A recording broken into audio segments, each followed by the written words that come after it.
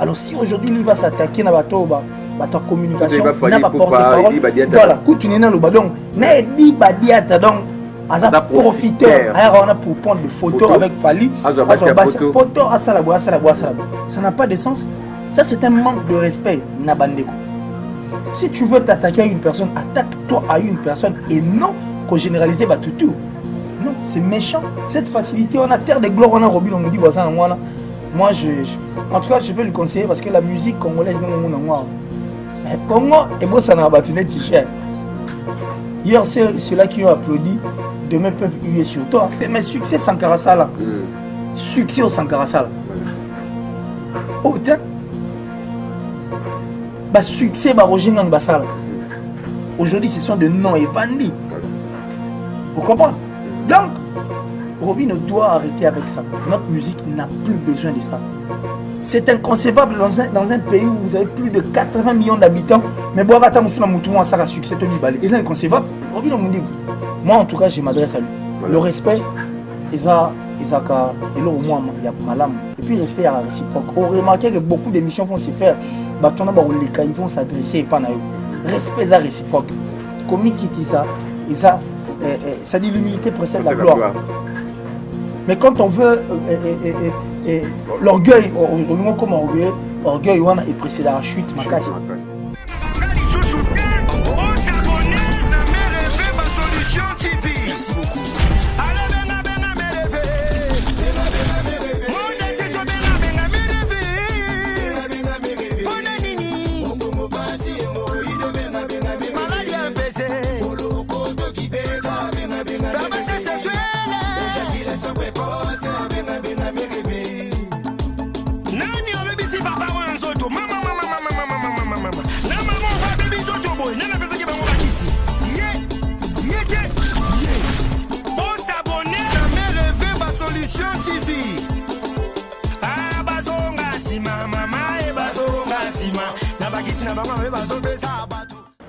Salut et bienvenue dans votre émission, dans votre chaîne YouTube Mère EV Solution TV. Chers amis, je sais que tant que votre humble serviteur Patrick Engambe, le poids lourd de la presse congolaise, moi la mobile Oyambinga, Oyo ACP Savio. Je sais que vous êtes nombreux devant vos postes télévisés, portables, ordinateurs. Pour la retarder l'émission, il y a analyse, tout ça, il a rabia tout le souvent. Analyse tout fin à Moutouté, analyse tout rappel contre Mouté, mais analyse tout chaka tout au milieu du village. Donc je suis avec mon frère Nanga qui est auto message pour ça là l'émission il y a analyse. On va faire l'analyse par rapport à un message Oyo. L'artiste et musicien Robin Omundibu. Oui, la sangue pour n'a pas porter parole. Qui va porter parole, va profiter, va porter parole, va dire marketing, va mener ba leader pour nous prendre photo, pour nous faire photo. Et ceux qui basent sa photo ba kéyi à mon aratina il y a ba porte-parole et puis bande rebelle ba porte-parole bébé ba beti mabaku et puis to so ceux qui kamoya ba acoustique oyo likama ba acoustique oyo bota makambo ebele ya on to ça analyse il y a émission na biso il y a les rester toujours branché rester toujours scotché et puis s'abonner massivement sur Mère EV Solution TV. Merci à Juneb Bikoma et merci à caméra, merci à BBC Lukambologie. Je suis déjà avec mon invité Killer Kilesi. Bonjour. Bonjour Patrick Ngambe, le poids lourd de la presse. Voilà. Bonjour en tout cas à la Mère EV Solution. Et puis à notre vieux, le grand Mayas, donc il est grand prêtre Nérez à la comme mon papa. Et puis on dit merci comme ça, tout, ça va besoin de confiance. Et puis Bandeko, pour continuer pour s'abonner à la Mère EV Solution. Certes, il y a chaque personne a la moins appréciation naïe par rapport à notre monde. Mais du moins ici, je parie que si vous remuez dans cette marmite, vous allez quand même retrouver des viandes bonnes qu'on pourra aussi, en tout cas, consommer tranquillement sans qu'il y ait un autre problème de genre. Par exemple, le Tovani de Patrick Ngambe en train de vouloir partager le peu que nous avions dans le cerveau dans le bureau. Donc merci à toi d'avoir pensé à moi, merci à Génois qui est derrière la caméra, merci à Sina qui va assurer en tout cas ma soirée d'aujourd'hui. J'ai dit merci. Aujourd'hui, très spécialement au tribunal Fashion, Nguesso Mazouguel qui est avec moi et Rodrigue qui m'assiste, la plus suspecte de toutes les Italiennes. Francine Francine Mana. Donc c'est la plus suspecte de toutes les Italiennes. Non, la maman de Benin et de Raïm, non, la battu, mais moi c'est non. Voilà, merci. Voilà. Parce que je ne veux pas quand même oublier le Congo. Donc mon vieux, depuis la Suisse. Janisi, Tanchunga, Putu, Bangamuchuri. Les gourous du temple viennent à Bissau. On a troisième et un temple ici, on continue. Voilà, merci. On est là avec Ndéolanga qui laisse autre pour ça la bonne analyse. N'est toujours Ezalaka. Dès qu'il y a une régie, il y a un message Oyo. Et Robin Omundibu Alobaki pour la porte-parole. Et puis tous on juste après quoi. C'est parti. Voilà, c'est un peu ça. C'est un peu ça. On a fait un porte-parole, on a fait ça. Ils ont flatté tous ces mondes-là qui prétendent directeur en marketing, qui prétendent porte-parole. Ce sont des flatteurs. Ils viennent plus près de toi, la misali basta, bakani ba photo na yo, bazu bastel na ba photo, et puis bakomi basta. Nous on est des artistes et puis des bons, des vrais artistes. On te lire na royemba, on lire jamais na souki, pour na souki na pende boy. Non. Na souka gigolo, non. Tu es un artiste. Ouais, j'espère que tout le monde a compris quelque chose. Je n'ai pas vraiment intérêt à faire la vidéo, mais si je fais ça, c'est juste pour mettre les choses au clair. Robin Omundibu, pourquoi tu travailles ensemble? Tous en avons pas flair au moment où on doit travailler.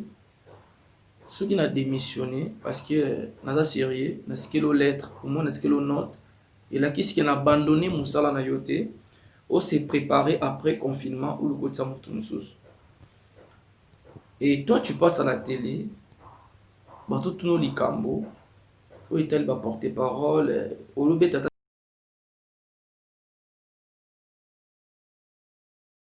Voilà, nous sommes des retours, je crois, Bande Kobe, Batali, tous un besoin qu'il y a la vidéo, on a un montage, ils ont un oui, l'artiste Robin Omundibu. Monsieur Tokosaka ou bien analyse parce que ma porte-parole va tellement et tu as Roger Ngandou, tu as Mosaka, tu as Sankara de Kuta, tu as Papi le Prince, tu as Papi Roger, tu as Dadi Moula, donc bah tellement et porte-parole na porte-parole dans le sens il y a responsabilité oyo ali ça les bottes mais tu éviter pour l'artiste aloba ki bongo qui l'air qui laisse votre analyse ni au ça par rapport à message au Robin Omundibu. Non mais déjà en regardant cette image, je parie que bateau baotala na biso elongo, on a compris une méchanceté sortant Robin Omundibu a dégagé une haine et puis un manque de respect. Voilà. Ça c'est une impolitesse, en tout cas s'il faut le dire comme ça. Parce que si aujourd'hui musique na biso les années ezali, certes musicien bali leader bali mais la plupart bateau entourage artistes et musiciens on a ébélé qui on a rapport on a bango bemba apportant en tout cas un plus. Alors quand il a parlé de directeur de marketing et puis porte-parole alors profiteur mais à ça la rétrospective parce que lui était au sein de l'orchestre Maison Mère, un orchestre qui a été créé par Werenson mais et celui ça qui concourt. Et donc participation, il y a ma longueur d'artistes, musiciens ébélés pour que l'orchestre soit à la Makassi. Et par contre, il est envoyé, à ça peut produit, il y a bateau autour de l'autre. Qu'est-ce que Sankara n'a pas dit à la télé par rapport à lui? Qu'est-ce que Dadi Mola et tous ces gens qui étaient au sein, il y a Marambo Itali communication et puis direction et marketing. Il y a Maison Mère, ça c'est un manque de respect. Parce qu'aujourd'hui les artistes et musiciens, jadis, musique, ils se plaignaient tout le jour de façon qu'il va respecter Moussala. Pourquoi? Parce que Moussala Mopé, ils ont bien permettre parce qu'il y a Moussala n'y va pas sans respect. Et pourquoi il ne veut pas respecter le boulot des autres? Parce que quand il a parlé de porte-parole, quand il a parlé de directeur de marketing, j'ai eu très mal au cœur. Dans sa rétrospective, on commençait d'abord par Wenge BCBG de Papa Chéri. Kuna, on retrouvait Roger Ngandou, on retrouvait Moussaka. Et puis il y a eu aussi un jeune période où on a Papi Flick qui était pas dans les gars. Mon camarade a souhaité Papi Flick. Papi Flick. Sauf le quartier latin. Il y a là, il y a un Tikabiso, après Manakimia, Zobozi, et puis il y a eu encore d'autres personnes avant. Merveille Ramboki aujourd'hui, voilà. Et puis, surtout qu'il y a la direction marketing et autres communications, il y a quartier latin, tu vas retrouver quand même des têtes. Les têtes, quoi. Soyez dans la maison mère. On ça, en gros, si je me trompe pas, quartier latin. Soyez quartier latin. Soyez dans la maison mère, idem. Là, tu vas retrouver Sankara de Kunta. On retrouver même Moni Production qui était aussi dans quartier. Il y a pas mal de gens qui, en tout cas, la société à l'orchestre, on a ça là quand même la pluie et les beaux temps. Alors si aujourd'hui lui va s'attaquer à la communication, n'a pas porte-parole, voilà, continue dans le ballon, n'a dit badiata donc à profiteur, on a pour prendre des photos avec Fali, ça n'a pas de sens. Ça c'est un manque de respect, Nabandeko. Si tu veux t'attaquer à une personne, attaque-toi à une personne et non qu'on généralise tout. Biso tout au monde en Kinshasa, dose ya orgueil wana et comme on l'a ndeko na biso Robin Mundib. Or Robin Mundib aussi il va regarder cette émission, il doit se dire ceci. Mututu o akansara akomi. Mutu nyonso akansara akomi na moi terre de gloire na yemo roboye. Il y a monde te ko pesa accès. Abanda koloba du n'importe quoi disant que na koloba po et ça la ngelo non. En fait, c'est comme si Robino, on dirait que la nez moutoumon. Mais on voit que la moutoumon, c'est pourquoi j'ai toujours dit ça. Mais on comprend des points à généraliser. Mais c'est ce que je suis en train de dire. Voilà. Lui, il a une langue très facile. Sur la mission de moi trop, au monde en internet, internet. Il oublie que internet, il y a internet, on a les lois, on a 3 millions, 11 millions de vues dans le baloba. Et puis aujourd'hui, c'est pas tout le monde qui a l'émission. C'est aussi, moi manque, il y a respect dans le bateau, pourtant il y a internet. Le média actuel, c'est le média en ligne. Le média en ligne, au presse en ligne, on a l'université. Sauf qu'il y a des éminents professeurs en train d'enseigner sur la presse en ligne. Aujourd'hui, tout ce que nous faisons est lié à internet. Vous comprenez? C'est-à-dire, moi, terre de gloire, on a remarqué un mot et pas naïf, on a dégagé la gloire sans pour autant. En fait, à Zoba m'a rampé facilement, je sais pas, sur la droite, il y a réfléchir avec l'homme. C'est parce que tant que va porter parole, il y a des marqués, il va profiter. Ah, aux autres, c'est un temps où on a des poteaux, il y a des poteaux.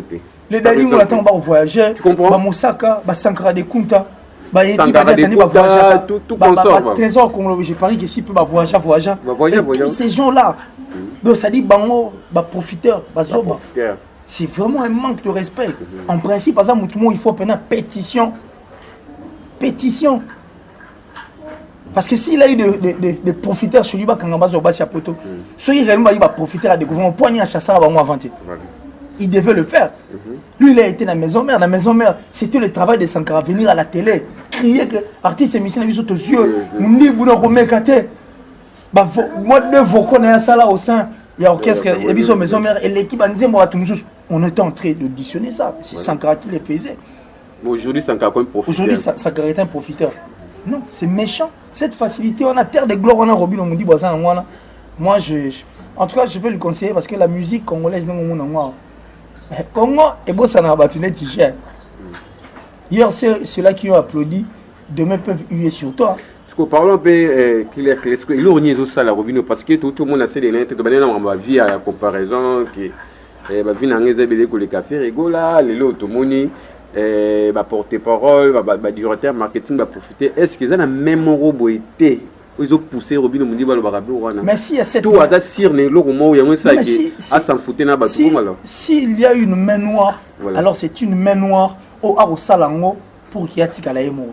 Parce que justement, quand il y a des polémiques, ça profite à une personne. Cette personne veut que vous restiez dans la distraction. Et quand vous restez dans la distraction des polémiques, ça lui réjouit. Parce que cette personne continuera à vivre vie et puis à Ozani Azali. Si réellement il y a une main noire. Mais Robino, main noire, on a autre la distraction.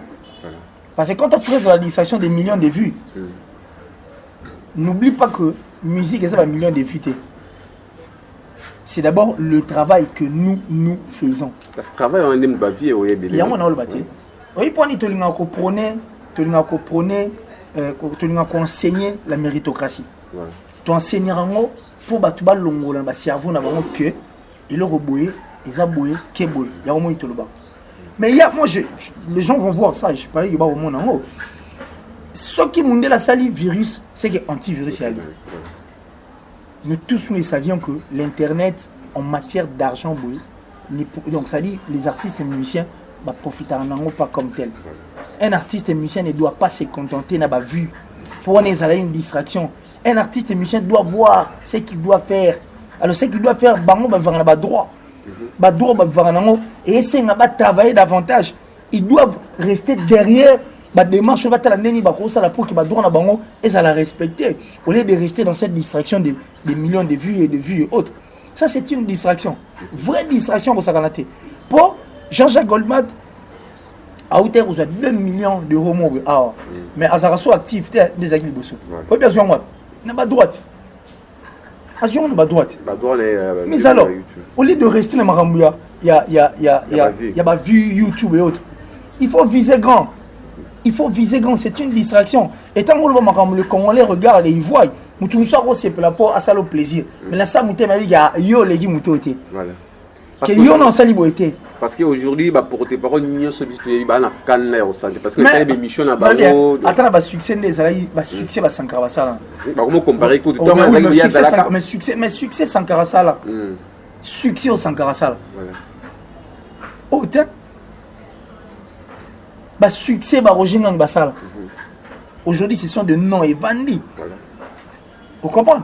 Donc, Robin doit arrêter avec ça. Notre musique n'a plus besoin de ça.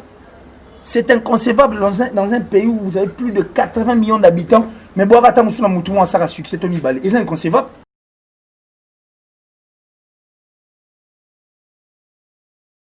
Non, si vous avez après 10 ans.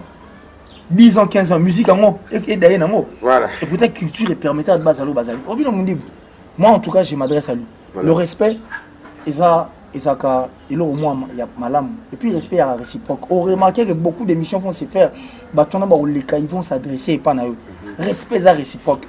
Comme il quitte ça, ça dit l'humilité précède la gloire. Mais quand on veut l'orgueil, au niveau comme orgueil et précède la chute, précède la chute.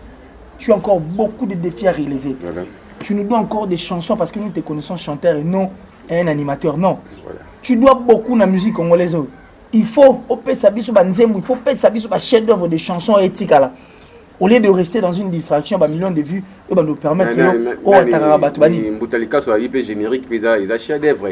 Après cet exemple, il y a Kofi Olomide, je crois que Nathalie émission a bien analysé ça là. Oui. Loin de justement, il y en a habité. Pourquoi pas Robin Olomide dans chef d'œuvre? Non, mais justement, c'est ce que je suis en train de dire. Parce que tu vas aussi comparer loi on a né bête par rapport à chef d'œuvre générique parce que puisque les chef d'œuvre à rumba. Mais Kofi Olomide avant à se démarquer dans le métal générique, déjà dans la chef d'œuvre parce qu'avant tout c'était un chanteur.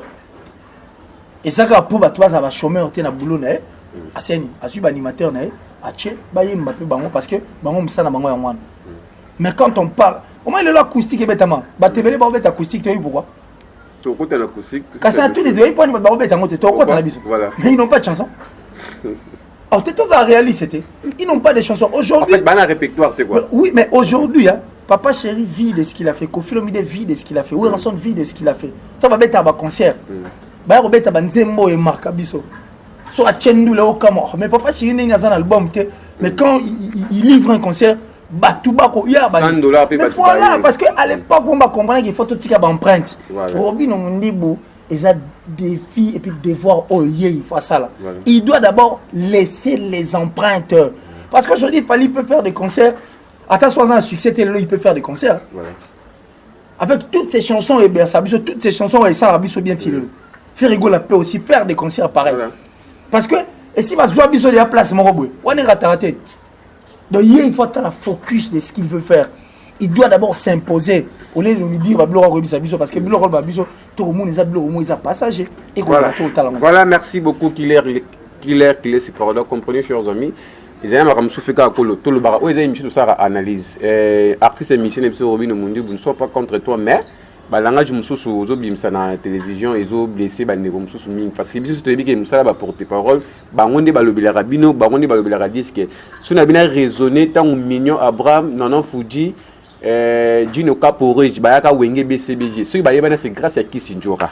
Kisinjora na zoya na bona parce que zakina ba yimbi disquette voilà Kisinjora zoya na ba ona raga et pas ya joka kabengele bazo yemba bazo kumsi yango sala ke to yeba mignon Abraham Gino Fuji mais avant que ba yemba kutu ba yemba na disquette les hommes c'est ba porte-parole ba sala ba on ba bimisa rabino moi minimum il y a respect au ça pe kitoko parce qu'on a un travail na bango neti Roger Ngandou toi tu penses que bani va vendre si tu prends Eddie Badiata ses enfants, sa famille est vendue. Le trésor congolo, en fait, tous nos frères, directeurs marketing, porte-parole et autres, ma famille est vendue. Puis Roger, le Sankara. Les papiers, les princes. Justement, leurs enfants et leur famille vivent de ça. Alors, ceux qui t'ont dit que moi, Amoni, Yoro le Balikamo, pendant que ndeko na bango asimba la famille asa directeur marketing il y a une victime il y a jet set il y a la team Mwata mutaolinga sepela zate. Voilà, merci Killer si mboti na batutu bota la bicho Nathalie Capita au Capita ba Nathalie Bamboti na Dieu merci mbokani ya Marlène Tessa Dieu merci mbokani Bamboti na yo bino tu bolinga ka Patrick mais voilà Killer si tout évolue na bicho je crois tout ça il me fait aussi analyse de Rozo appelle ces gens peut-être un peu na suka et au sala vraiment ma bien vraiment ming le to comme na ba acoustique parce que acoustique les autres beto bota ba problème faire rigoler tant avec acoustique na liboso en fait wa utoko na YouTube wa kalaté à poto quoi ba ndemso créaki akangamaka na eloko moko monotonie tout comme ça ka bosse beto mona ga leki ya critiquer faire rigola apela kadiamba tout comme ça aujourd'hui to monika bosse pe abeti acoustique na ye ngano total ki yango bon mais mingi acoustique ya ka bosse to moni mingi a interpréter banzema ba tous mettre au côté wana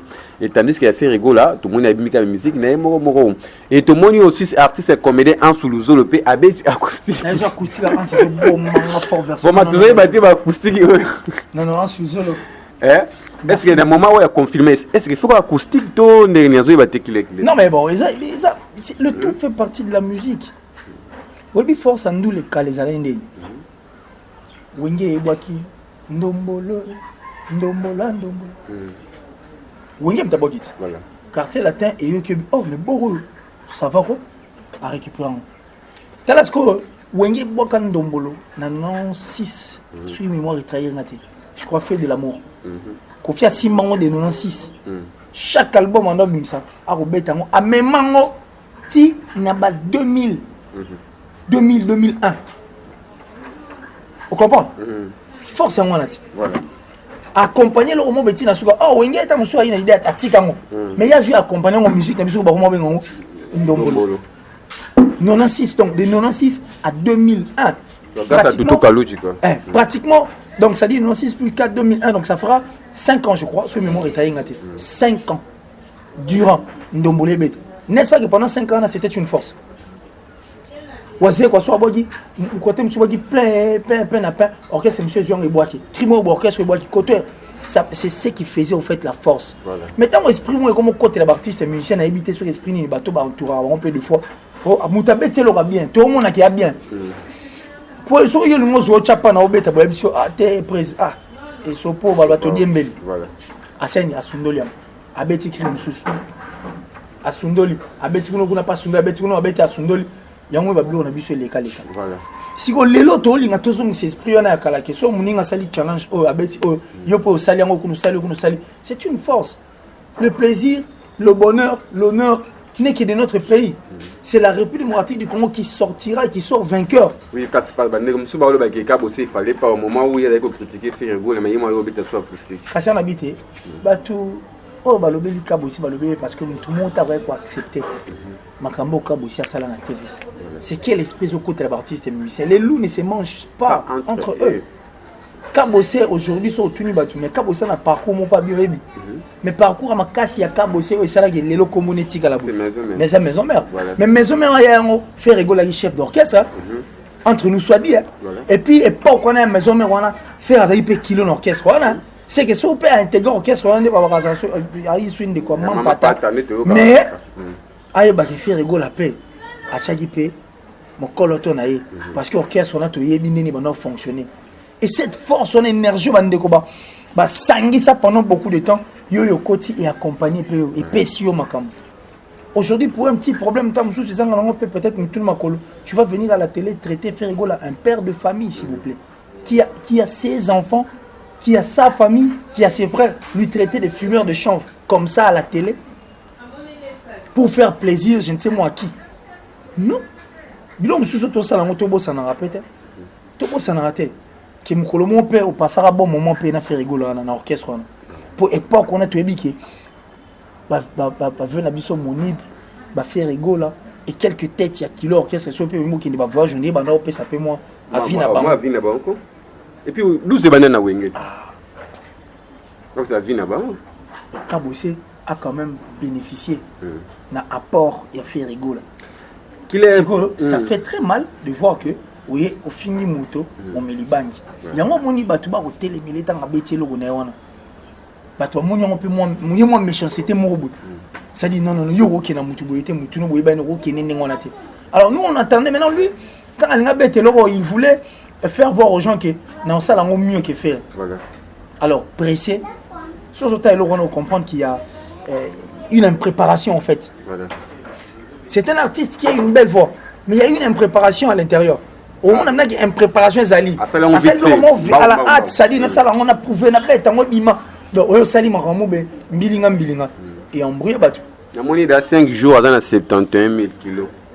Bon, Internet, bah côté bah pour la curiosité. Qui n'a pas commentaire ou comprendre. Yo mo comprendre. En fait, il y a au moins le bar clair qui laisse. Tout le monde a poussé qui a cabossé. A interprété Banzimbu Yabatu. Est-ce que à Saliango pour un répertoire et billetté tout à Saliango capable de valoriser les artistes et musiciens en Oyayembi? Maramto le bas, soit il faut valoriser les artistes et musiciens au Oyayembi, faire rigoler de ça ça la bisongo. Ah, soirée mo panda, na obeta na Banzimbu, yanga ité na obeta Banzimbu batuntel. Mais tant yo na challenge, moto yo bengi mo melidiam. Tant yo yé pour ça la challenge donc tu veux le défier. Au moment l'accent na batu qui ngana danger pour les artistes. Parce il faut le prouver avec tes chansons. On appelle ça mon cabilo que faire glisser. Ça mon cabilo que faire glisser. Des hommes, hommes publics, leaders d'opinion. Avant baloba, il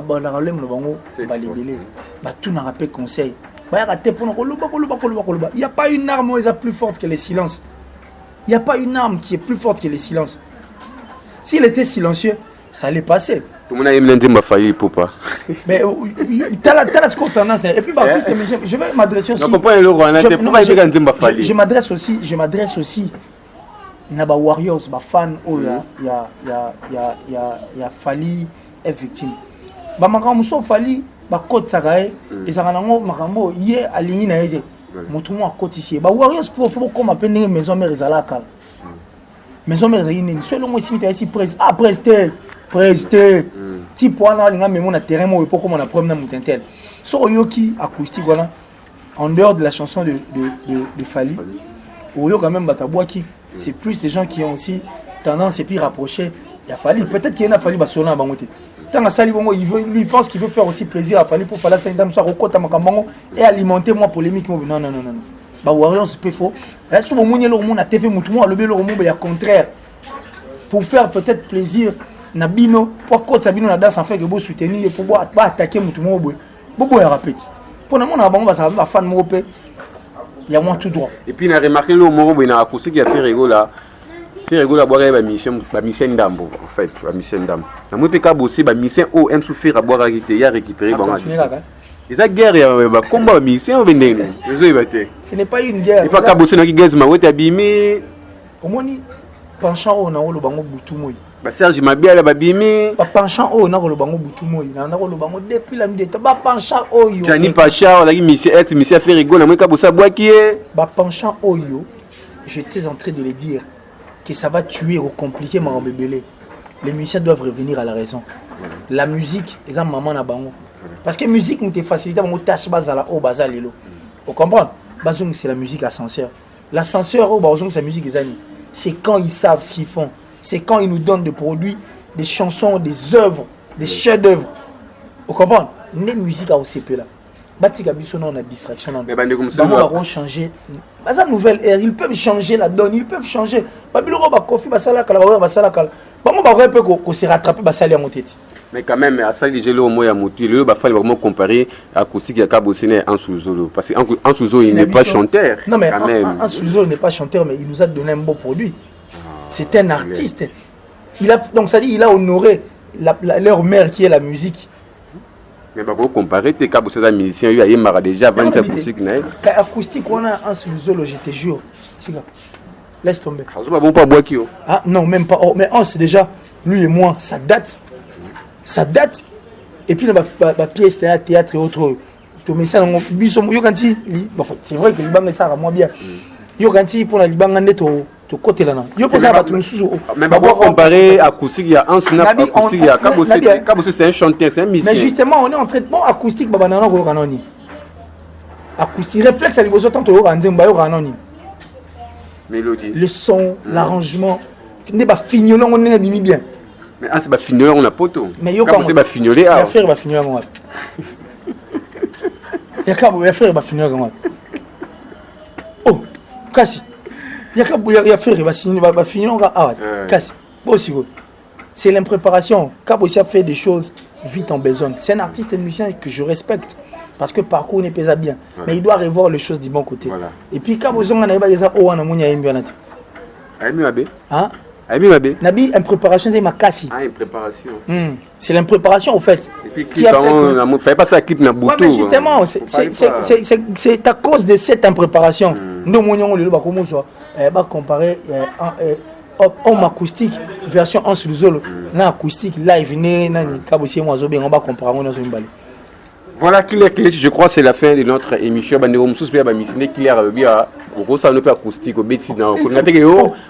Hollandais, toi on a posé ma acoustique pendant le confinement. Mais bon, balanda peut rombati. Balanda pas musique étrangère. La musique est bien acoustique, bien affilée. Musique qui est en azalate. Iboto acoustique. Musique bino tout la mission on a. Qui a qu'on a suka message ni ko ba pour les musiciens en général parce que c'est des nerfs temps. Bandara marama Covid-19 ba musicien mo yebne zo kende oyo salibre tout ça maladie mo beto bunda maladie mo za invisible mais ndenga musique polémique zo koba malgré tout bazo yembela na bango banze pour sensibiliser population mais problème zo bota kana entre ya ndenga ya musique. Qu'est-ce que tu peux dire de la musicien surtout en général? On appelle ça exemple moi en musique até. On appelle ça exemple moi à Côte d'Ivoire par exemple. Voilà. Mon Côte d'Ivoire no mona wana.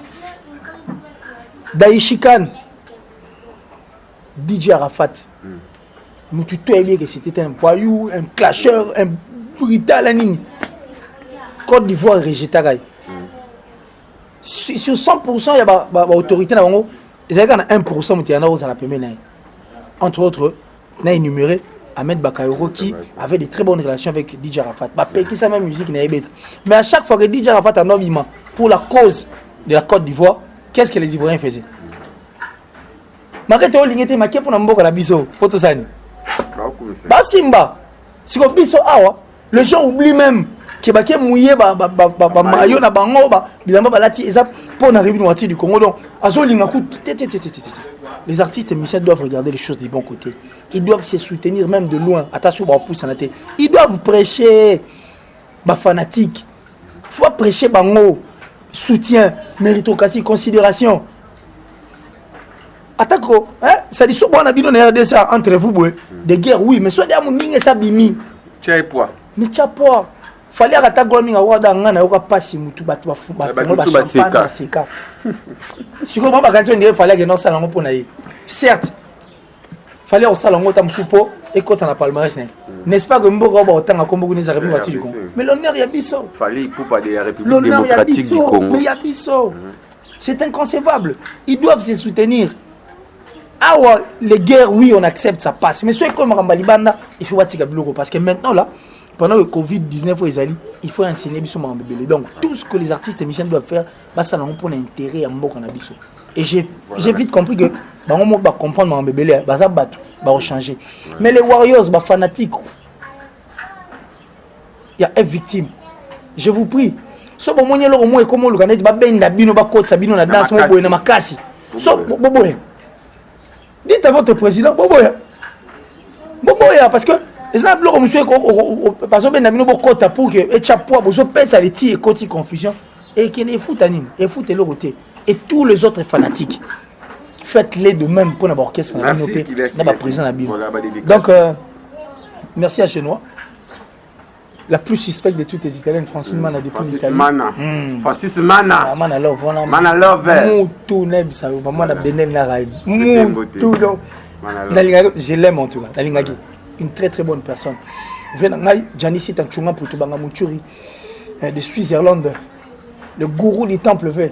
Quand est le bagui troisième yango donc Maramongi Bandi et tribunal Ngeso de Fashion Rodriguez. Na wolelo mabe fort. Merci à Mishka Kasavu Buluba qui star. De là où tu te trouves ainsi que Gédéon Soumali et des Zoulé.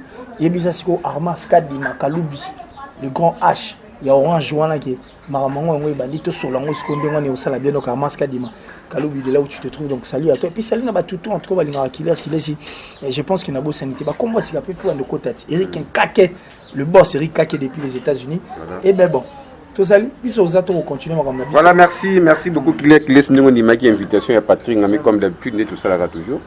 Merci na bande ko tu botali biso, merci na bande comme sous paye ba musicien au botali parce que tu bara émission analyse un tout au fond la ga musique to fond la ga em sous bat mémoire em sous le bagil au mot na sentiment tu na plaisir mot to pour satisfaire x to satisfaire y biso ce quoi tu ça bat na nzela sans polémique pour finga té tout ça pour mututi toi contre mutem tout ça humilier du village pesa musala baninga respect pour pas pesa musala na respect nous l'aime so artiste émissaire Robin Mundibu Ozoki simité ma yaba porte-parole nyonso ya mort na biso Ozoki simité ma yaba marketeur tout yaba orchestre parce que ce que zaki message au loba qui on pour na muto vous avez travaillé na il faut être exceptionnel mais yo sanini au généraliser donc mais quand un peu qu'on revoit na ba neurone na ba iné na yo yaba porte-parole Oyo, bah c'est pélité. Merci na mère Eve ba solution, merci na Kumu ya Pape, merci na BBC Lukamba Lukamologie, merci à Mauvais Adolphe et Madede depuis Zurich, Nathalie Kapitsa au Kapitso ya ba Nathalie Nzamba Sungayo,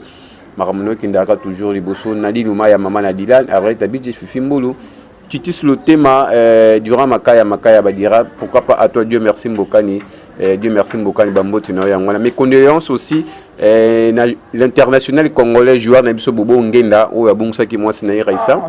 Narsida Ibembe je crois et comme à Lilo, ils allaient dans Loufou et Katisi Angola et dans Loufou, ils ont un moment directement 50 tout ça effort il y a Roulax Sabino Ndenge et Bob sait qu'il y a joueur et il y a pardon il y a moi si il y a joueur Nabiso Bobo Ngenda ba joueur tout est international bozana poto bebake collègue Nabino Abungsi moi Sinaï Narsida ya Monto à partir Angola. Merci na Junabi comme merci na Deoki Kwedi tout coup prochainement pour le numéro Yesika.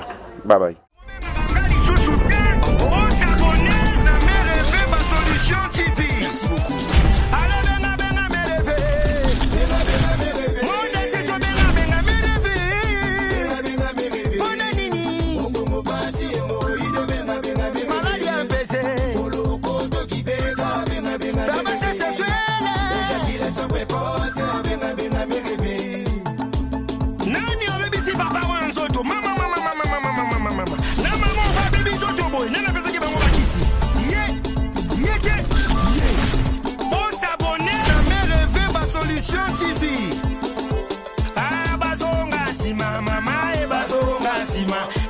Mama,